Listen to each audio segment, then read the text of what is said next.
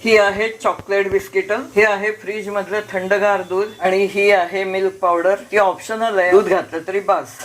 जसं आपण कोल्ड्रिंक बनवतो तसंच चॉकलेट बिस्किटापासून आपण ते तयार करणार आहोत. यासाठी आपण चिमूटभर वेलची वापरूया.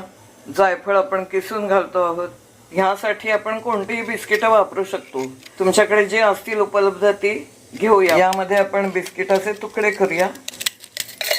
दूध, आपल्याला साखर काही घालायची नाहीये, हवी असेल तर साखर घालावी.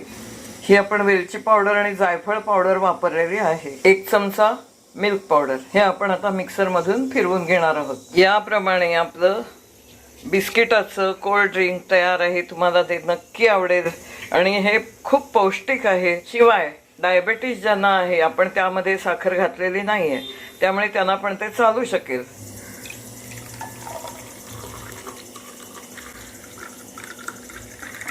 याला फार सुंदर अशी चव येते आणि ते कोणीही घेऊ शकतं. तुम्हाला गोड हवं असेल तर यामध्ये तुम्ही साखर घालू शकता. धन्यवाद.